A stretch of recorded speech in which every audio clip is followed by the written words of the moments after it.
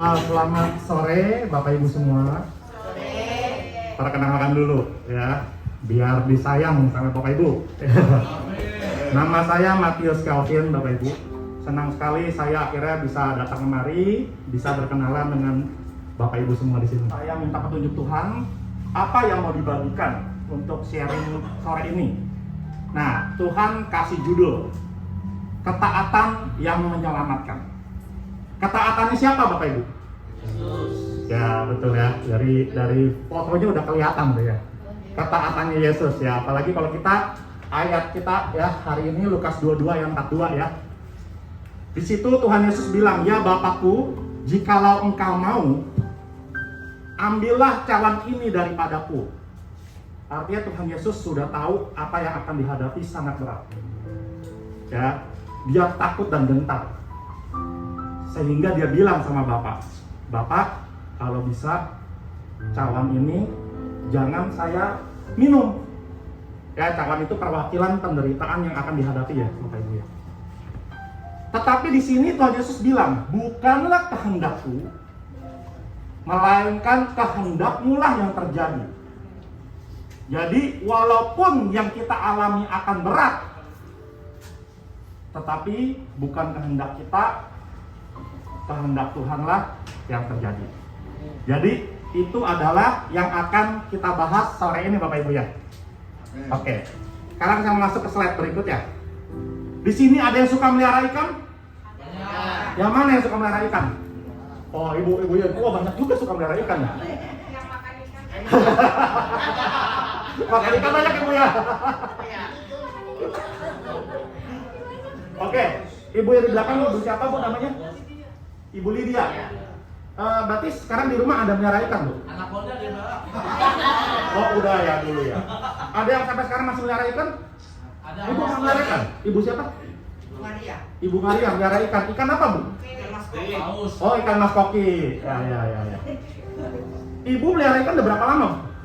Ya setahun. Udah setahun ya. Wah lama juga ya. Berarti apalagi ikan cupang sekarang lagi ngetren ya Pak ya. Ya, zaman dulu saya ikan cupang buat ngadu Pak, waktu kecil Pak. Ya kalau sekarang jadi hiasan malah ya. Wah luar biasa sekali. Bu, sampai setahun melihara ikan begitu, berarti ibu suka sekali sama ikan? Suka ya? Sayang banget mungkin sama ikan ya. Ikan Tuhan. Ya sampai tiap hari ya, sampai tiap hari pasti ibu kasih makan, dipelihara banget Bu ya. Bu, kira-kira kehidupan ikan itu enak gak Bu? Kan enggak sama seperti kita kalau kita sama-sama. Ya, dia ada di Dalam air. ya, di kolam dia itu ya. Ibu pakai akuarium berarti? Akuarium kecil ya. Dia muter-muter di situ gitu ya. Bu, ibu kan sayang sama ikan Bu. Ibu saking sayangnya mau jadi ikan nggak Bu? Kalau kata Tuhan itu mau jadi kan jadi. Kalau Tuhan suruh mau ya. Tapi kalau surat Tuhan nggak suruh, jadi ikan enak nggak? Enggak. Makan ikan enak. Kayaknya tak. Makan ikan enak, tapi jadi ikan, aduh, kayaknya berat sekali ya. Kalau kita disuruh Tuhan jadi ikan, kayaknya berat sekali ya. Karena nggak kebayang Bapak Ibu kalau kita jadi ikan, dunianya cuma di situ-situ aja gitu ya. Terus muter-muter di situ aja gitu ya. Bosan nggak kira-kira? Bosan ya. Ikan emasnya ada berapa Bu? Ada 6. Ada 6 ya. Kalau ikan cupang malah nggak boleh disatuin ya. Ya kalau boleh ada satu dia malah cuma sendirian doang gitu ya. Jadi temannya nggak banyak juga gitu ya. Sengsara banget jadi ikan Bapak Ibu. Jadi Bapak Ibu kalau bisa memilih siapa yang mau jadi ikan? Nggak ada yang mau jadi ikan Bapak Ibu. Tapi Bapak Ibu, Tuhan Yesus dia mau jadi manusia loh Bapak Ibu. Coba kita lihat ke slide berikutnya. Tuhan Yesus pertama taat. Sejak dia pertama kali bilang bahwa dia mau turun ke dunia, itu saja sudah menunjukkan ketaatannya dia Bapak Ibu. Bapak Ibu jangan lupa, Tuhan Yesus itu adalah salah satu pribadi Allah. Dia itu maha kuasa Bapak Ibu. Dia ada di dalam alam semesta yang bahkan di luar dari alam semesta. Begitu luar biasa kuasanya dia. Tetapi Bapak Ibu, Dia yang maha kuasa itu, dia yang begitu besar, tapi dia mau jadi manusia. Di dalam kacamata Allah yang maha besar, dunia itu kecil. Sama seperti kita melihat ikan di kolam yang kecil. Di kacamata Allah, dunia itu kecil. Kalau kita lihat ikan punya keterbatasan banyak Bapak Ibu. Ikan cuma bisa begitu-begitu aja udah. Sangat terbatas kemampuan seorang ikan. Dari kacamata Allah, begitu dia jadi manusia, keterbatasannya juga sangat terbatas Bapak Ibu. Di sini dilihat di Filipi 2 ayat 6 sampai 7 Bapak Ibu. Yang walaupun dalam rupa Allah, tidak menganggap kesetaraan dengan Allah itu sebagai milik yang harus dipertahankan.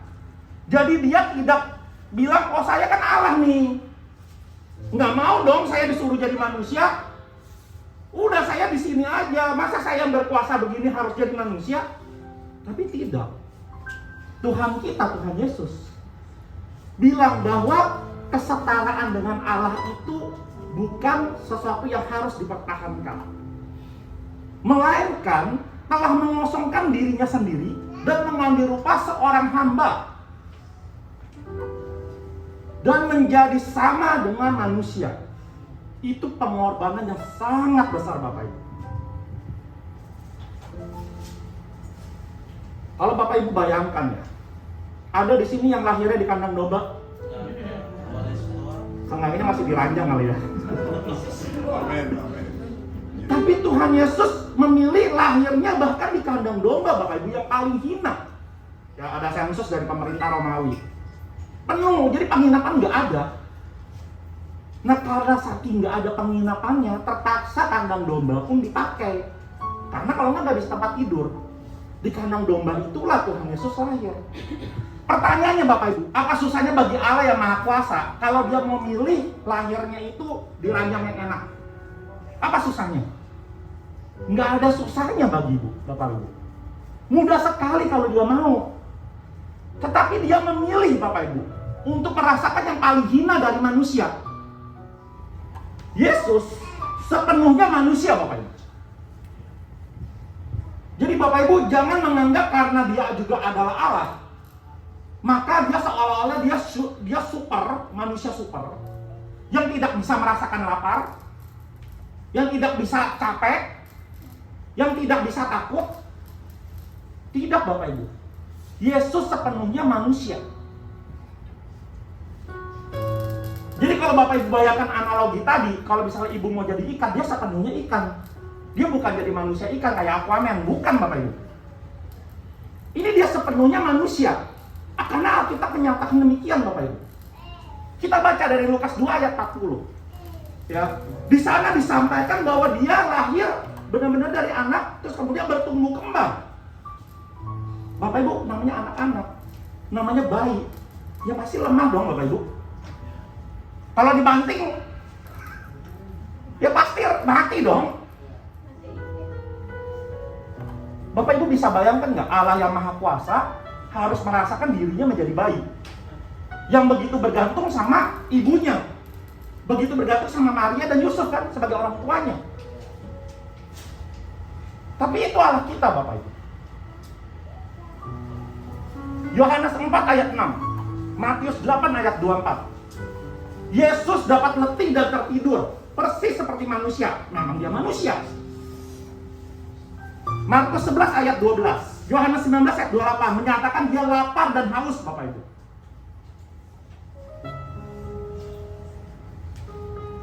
Lukas 22 ayat 44, dia juga takut Bapak Ibu, dia gentar. Matius 4 ayat 1, dia juga bisa dicobai Bapak Ibu. Artinya cobaan-cobaan di dunia ini dia juga rasakan Bapak Ibu. Seperti Bapak Ibu misalnya ngelihat uang, tergiur gak? Ya, gitu loh. Dan berbagai macam kenikmatan duniawi, siapa yang gak tergiur Bapak Ibu? Yesus pun juga dicobai sama. Tetapi yang membedakan Yesus, kita baca dari Ibrani 4 ayat 15. Sebab imam besar yang kita punya bukanlah imam besar yang tidak dapat turut merasakan kelemahan-kelemahan kita. Imam besar itu Tuhan Yesus ya. Ya. Jadi bukanlah yang tidak dapat turut merasakan kelemahan-kelemahan kita. Artinya Tuhan Yesus dapat merasakan kelemahan-kelemahan kita. Sebaliknya sama dengan kita. Ia juga telah dicobai Bapak Ibu. Tetapi bedanya hanya dia tidak berbuat dosa. Tuhan Yesus satu-satunya manusia yang tidak berdosa. Bapak Ibu, kita boleh banyak di dunia ini agamanya berbeda-beda. Bapak Ibu cari agama mana yang berani menyatakan bahwa Yesus itu adalah sama seperti manusia lain berdosa. Bahkan tidak ada satupun agama selain Kristen pun Bapak Ibu yang bisa menyatakan bahwa Tuhan Yesus itu berdosa. Nggak ada. Semuanya sama, semuanya sepakat. Tapi hanya Yesus yang tidak berdosa. Dalam catatan apapun juga, dalam catatan sejarah, bahkan yang mencatat juga bukan orang Kristen. Yang mencatat termasuk sejarawan Yahudi Bapak Ibu. Kalau Yahudi itu kan sangat membenci Kristen ya pada masanya ya. Bahkan sejarawan Yahudi mencatat Yesus itu tidak pernah berbuat dosa. Bapak Ibu, Allah kita, Allah yang begitu dekat dengan kita. Allah kita merasakan apa yang kita rasakan. Kalau Bapak Ibu sekarang merasa, aduh Tuhan, hidup saya kok susah amat ya. Saya nggak ada duit, saya banyak penyakit, keluarga saya ngerongrong terus, suami atau istri saya melukai hati saya. Bapak Ibu sebut semua penderitaan Bapak Ibu. Tuhan Yesus tahu dan Tuhan Yesus merasakan. Itu perbedaan Allah kita dengan Allah yang lain. Karena Allah kita tahu persis apa yang kita rasakan Bapak Ibu. Karena dia pernah merasakannya. Bahkan dia lebih merasakan lebih berat daripada yang kita rasakan Bapak Ibu. Slide berikutnya. Dan yang paling penting Bapak Ibu, tidak hanya ketaatan Yesus ketika dia mau turun jadi manusia. Bukan hanya sekedar ketaatan Yesus sebagai manusia, dia tidak mau berbuat dosa. Tetapi Bapak Ibu yang penting, Tuhan Yesus taat untuk mati di atas kayu salib. Kita baca dulu ayatnya ya, di Filipi 2 ayat 8. Dan dalam keadaan sebagai manusia, ia telah merendahkan dirinya dan taat sampai mati. Bahkan sampai mati di kayu salib. Kenapa ada kata-kata penekanan bahkan sampai mati di kayu salib Bapak Ibu? Karena kayu salib adalah mati yang paling hina Bapak Ibu. Kita bisa mati karena sakit. Kita bisa mati karena kecelakaan Bapak Ibu. Tapi mati bisa mati karena amsyong. Mati karena aduh gua sakit hati lihat anak gua kurang ajar. Misalnya. Tapi Bapak Ibu, di antara semua kematian itu tidak ada mati yang paling rendah selain mati di kayu salib. Karena pada masa itu kalau orang sampai mati di kayu salib, itu adalah penjahat besar Bapak Ibu. Bapak Ibu bayangkan, orang-orang yang mati di kayu salib yang ada di kanan dan kiri Tuhan Yesus, itu semuanya penjahat besar Bapak Ibu. Pertanyaannya, Yesus bikin dosa apa? Sampai harus matinya di kayu salib Bapak Ibu. Semua orang menyatakan dia orang baik. Yang tidak percaya Yesus Tuhan pun menyatakan dia guru yang bijak. Yang tidak percaya loh Bapak Ibu, bilang dia guru yang bijak. Dan Alkitab mencatat, bahkan pengawal-pengawal yang melihat Yesus disalib bilang dia orang benar Bapak Ibu. Itu pengawal kerajaan loh Bapak Ibu. Bilang dia orang benar. Artinya semua orang bersaksi sama, dia orang baik, orang benar. Loh kok bisa matinya disejajarkan dengan penjahat besar Bapak Ibu? Artinya Tuhan Yesus ini matinya paling rendah sekali Bapak Ibu. Balik lagi pertanyaan yang tadi, urusannya apa? Kenapa harus dia mati di kayu salib? Tadi jawabannya kenapa Bapak Ibu? Mengenapi firman Tuhan untuk apa Bapak Ibu? Menebus dosa manusia. Kita lihat slide berikutnya. Ya, mengapa Yesus harus mati? Ya, sebelum. Ya. Ya, sini lalu. Berbicaralah kepada segenap jemaah Israel dan katakan kepada mereka, kuduslah kamu sebab aku Tuhan Allahmu kudus. Jadi pertama Bapak Ibu, kita harus memahami dulu bahwa Tuhan itu kudus. Allah itu kudus ya Bapak Ibu ya. Dia bisa berdekatan dengan dosa nggak? Tidak bisa. Ya. Jadi banyak orang yang bilang, kalau memang Allah itu maha kuasa, kok susah banget sih sampai harus bikin Yesus mati di kayu salib? Ya udah, tinggal dimaafkan aja dosa, selesai kan Bapak Ibu? Apa susahnya cuma maafin dosa? Kenapa harus pakai mati di kayu salib Bapak Ibu?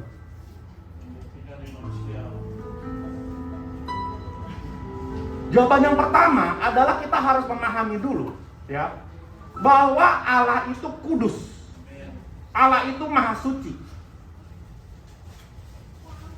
Dan jangan lupa, Allah itu maha adil. Betul Bapak Ibu? Karena semua orang yang telah berbuat dosa dan telah kehilangan kemuliaan Allah, Roma 3 ayat 23. Semua manusia telah berbuat dosa, artinya semua manusia adalah cemar Bapak Ibu. Dan kita lihat di Roma 6 ayat 23a, sebab upah dosa ialah maut. Satu, Allah maha kudus, dia tidak bisa bercampur dengan dosa. Dua, Allah maha adil.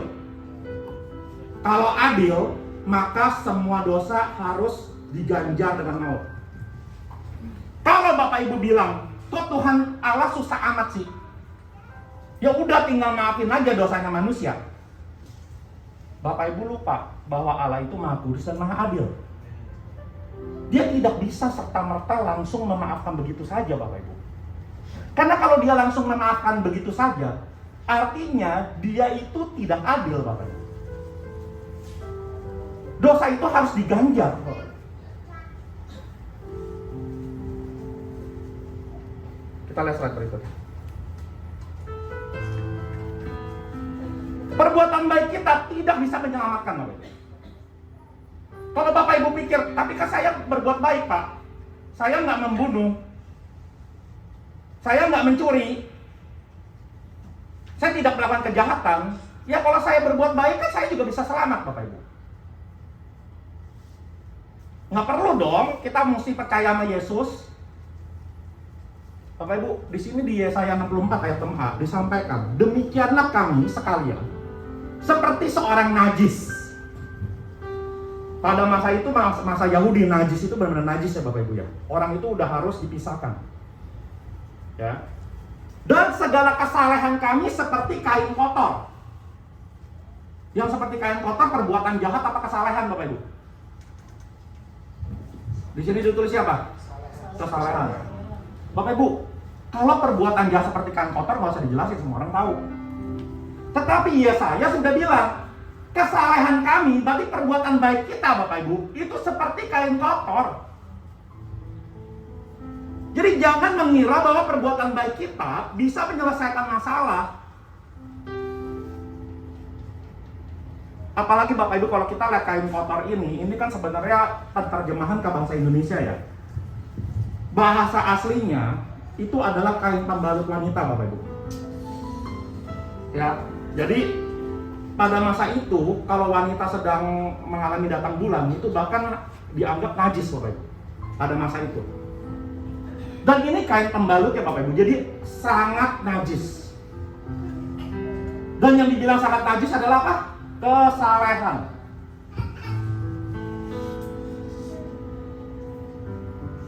Perbuatan baik tidak bisa menyelamatkan. Kenapa Bapak Ibu? Sekarang bayangkan. Ini ada meja kotor Bapak Ibu. Bapak Ibu membersihkan meja ini ya, tapi kainnya kotor Bapak Ibu. Bapak Ibu, kainnya ini penuh dengan oli nih, mejanya kotor mau dibersihin. Bapak Ibu pakai kain oli nggak bersihin meja bisa nggak? Tetap kotor nggak? Tambah kotor kan?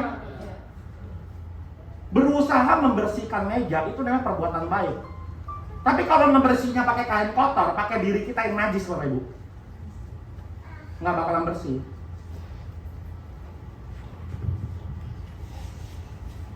Jadi kalau ada orang yang bilang perbuatan baik itu bisa nyelamatin kita, nggak perlu jadi Kristen, nggak perlu percaya Tuhan Yesus. Asal kita berbuat baik kita selamat. Dia berpikir dirinya itu sebaik apa, Bapak Ibu. Boleh ke slide berikutnya, Pak? Ini anak saya, Bapak Ibu. Saya menikah 14 tahun, akhirnya baru dikaruniai anak. Maka anak saya sekarang umurnya baru 5 tahun, Bapak Ibu. Ya puji Tuhan, akhirnya harus mengalami proses bayi tabung.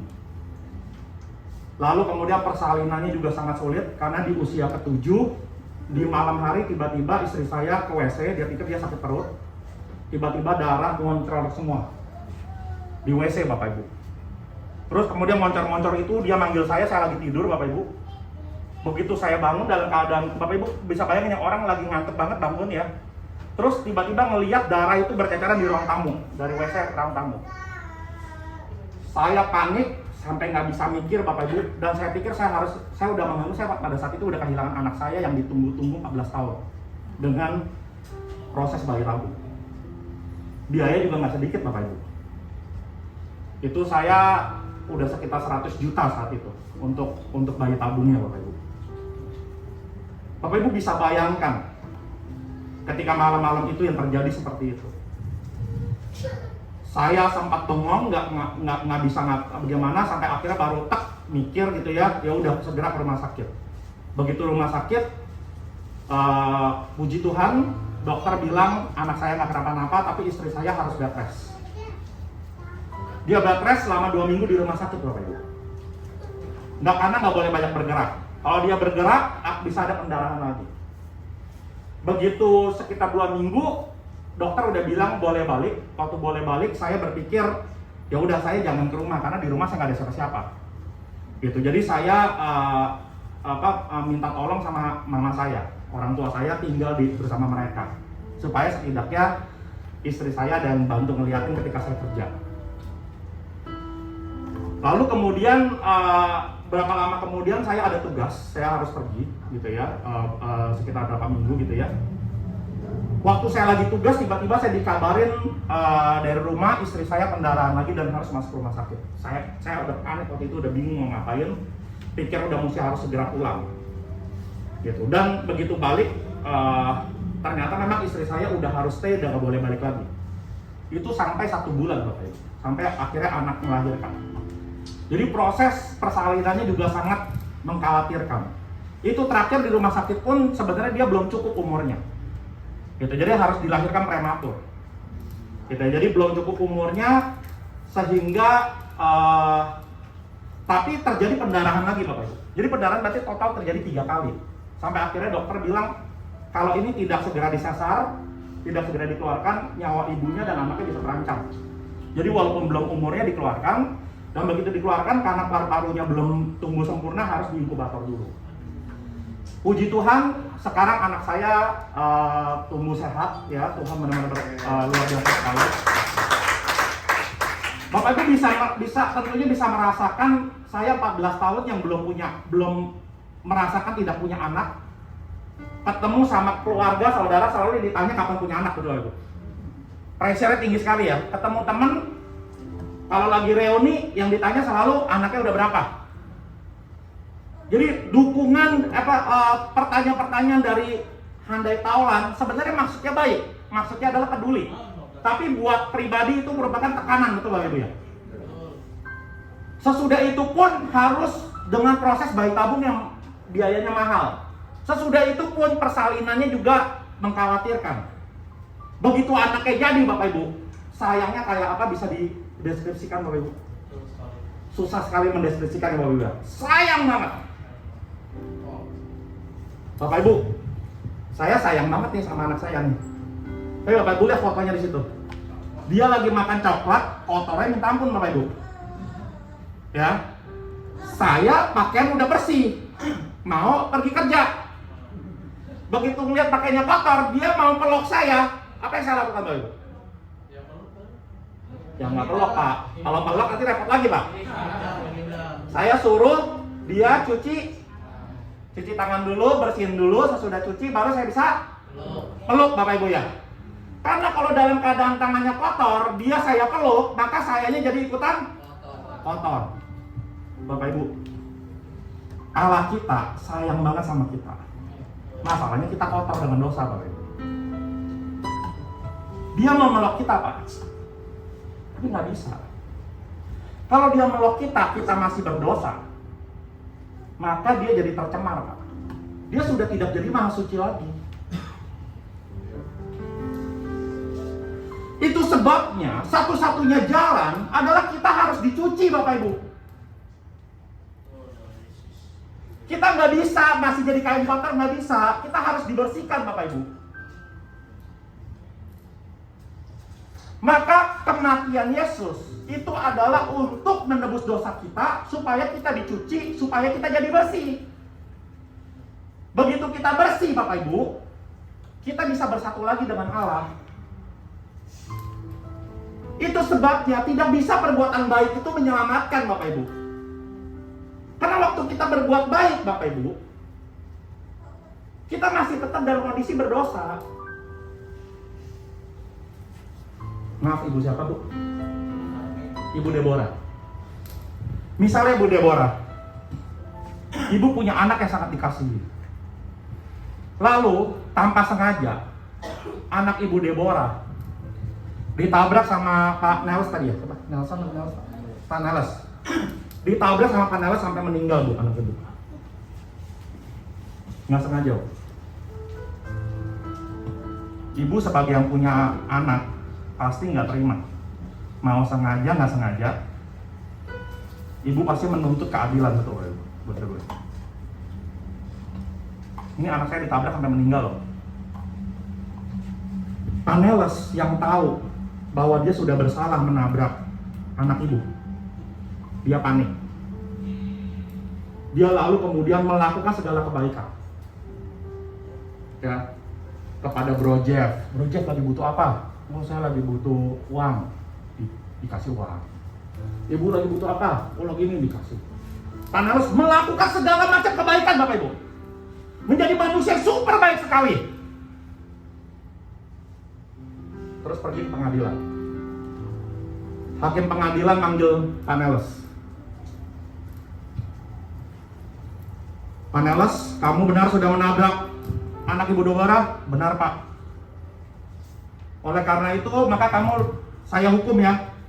Oh, tidak bisa dihukum dong, Pak. Kan saya sudah berbuat baik sama Bro Jeffrey. Saya sudah berbuat baik sama Bu Lydia. Saya sudah berbuat baik sama semua orang. Oleh karena itu saya tidak boleh lagi dong, Pak, dihukum.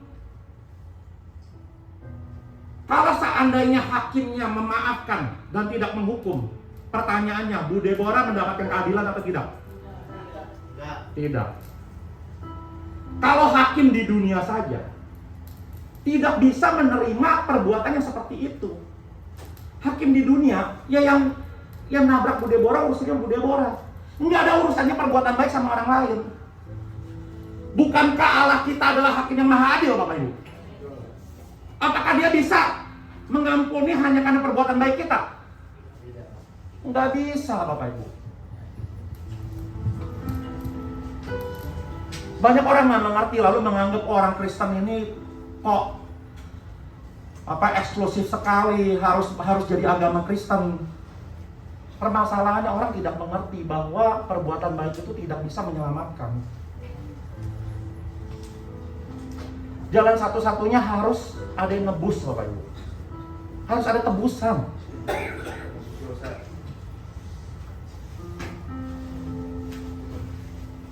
Slide berikutnya, Bapak Ibu.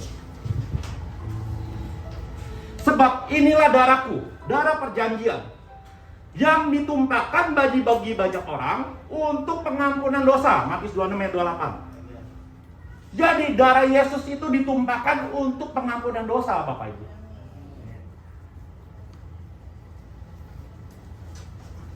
Slide berikutnya, Pak.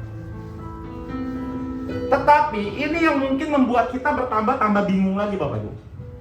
Kan Yesus yang mati, urusannya apa sama kita? Kenapa Yesus yang mati membuat kita yang percaya jadi tidak lagi dihukum, Bapak Ibu? Kan gak ada hubungannya.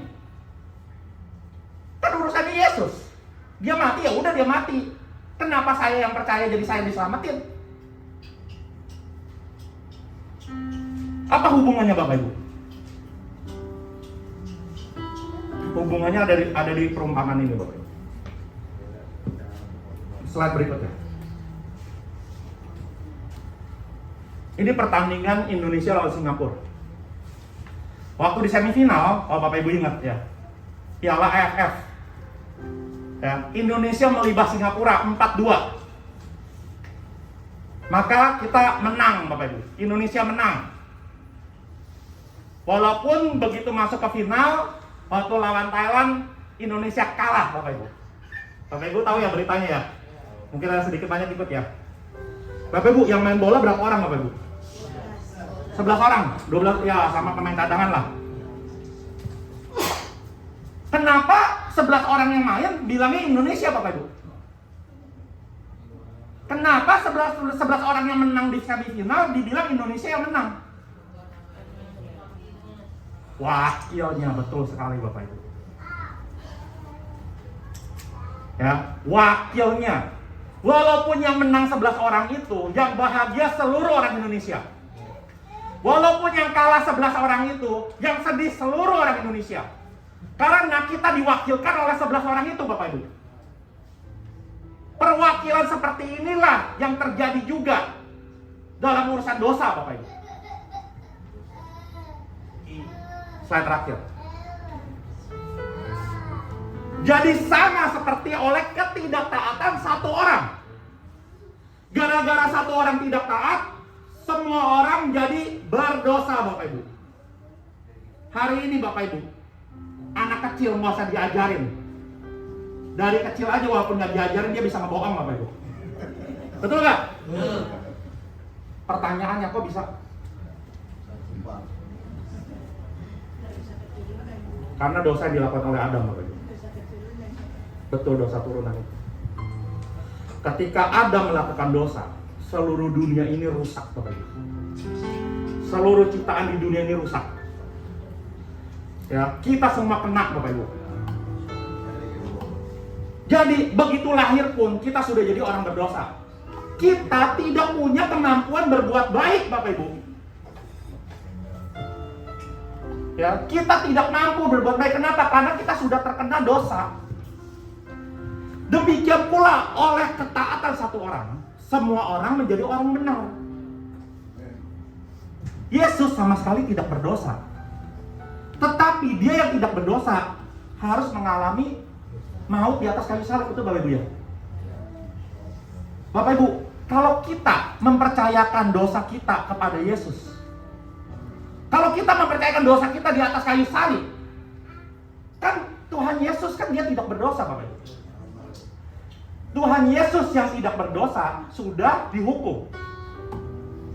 Kalau kita yang sudah taruh dosa kita pada Tuhan Yesus lalu dihukum lagi, artinya malah Allah tidak adil, Bapak Ibu.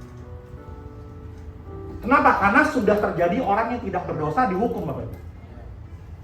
Oleh karena itu kita sudah tidak boleh dihukum lagi kalau kita menaruh dosa kita pada salib Yesus. Karena kita sudah diwakilkan oleh Tuhan Yesus. Jadi hanya dengan percaya saja maka kita bisa selamat, Bapak. Jadi kalau ada orang bilang, oh kita berbuat baik bisa selamat, orang tidak mengerti konsep ini. Bahkan kalau termasuk orang bilang percaya Yesus dan berbuat baik, orang nggak mengerti konsep ini, Bapak. Karena tidak ada dan, hanya. Kalau kita masih ada menganggap bahwa percaya sudah berbuat baik, berarti kita beranggapan perbuatan baik kita ada jasanya dalam keselamatan kita. Bapak Ibu, kita itu udah dipungut. Tadinya tuh udah mesti dibuang. Tapi Tuhan Yesus yang begitu baik memungut kita, Bapak Ibu. Jadi oleh karena itu, tidak ada kita mesti merasa bangga karena perbuatan baik kita. Jangan kita beranggapan bahwa kalau kita berbuat, oh kita diselamatkan karena saya baik Tuhan. Itu namanya kurang ajar. Itu namanya merendahkan darah Yesus di atas kayu salib. Pada suatu saat kita semua pasti akan menghadap pengadilan Allah. Ketika pengadilan Allah di depan Bapak Ibu, lalu Bapak Ibu ditanya, apa yang menyebabkan kamu pantas masuk ke surgaku? Jawaban Bapak Ibu apa? Saya sudah berbuat baik Tuhan. Kurang aja. Jawabannya cuma boleh satu. Karena Yesus, Dia yang tidak berdosa sudah menebus saya. Hanya itu Bapak Ibu jawabannya. Walaupun jadi pertanyaan terakhir, waduh Pak, kalau kayak gitu enak dong jadi orang Kristen, tinggal percaya aja. Kita nggak usah berbuat baik, nggak apa-apa dong. Tunggu dulu.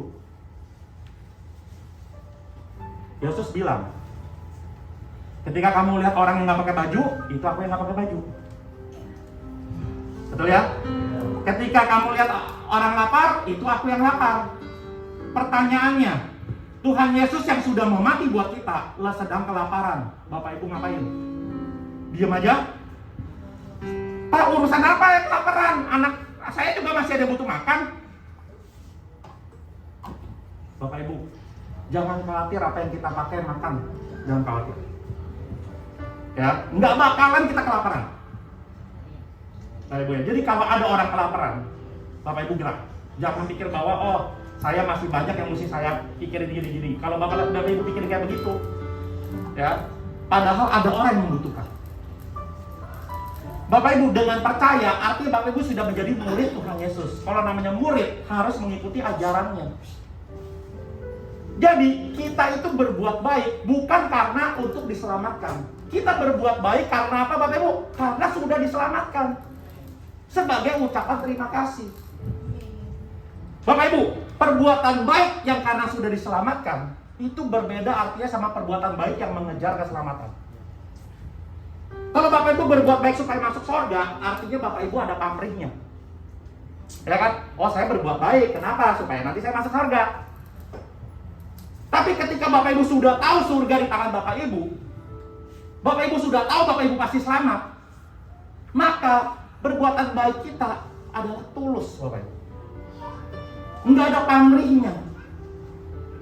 Itu namanya makna perbuatan baik orang Kristen. Karena kita tidak lagi mengejar surga. Kita melakukan perbuatan baik cuman ingin menyenangkan hati Tuhan. Karena kita sudah diselamatkan. Oke Bapak Ibu, terakhir, Yesus sudah taat bagi kita. Apakah kita sudah taat bagi Yesus? Jawabannya Bapak Ibu bisa renungkan, gumuli tiap hari, dan gak mudah Bapak Ibu. Karena kita masih hidup dalam kedagingan. Kita masih sering jatuh dalam dosa. Ya, tetapi Bapak Ibu, setiap kita jatuh dalam dosa, ingatlah bahwa dosa kita sudah diampuni. Kita minta ampun sama Tuhan. Kita justru bersyukur. Setiap kali kita berbuat dosa dan kita menyadari bahwa Tuhan sudah ngampunin dosa kita, berkali-kali kita menyakiti hati Tuhan. Tapi Tuhan begitu setia, terus mengampuni kita. Itulah Allah kita Bapak Ibu. Tuhan Yesus memberkati.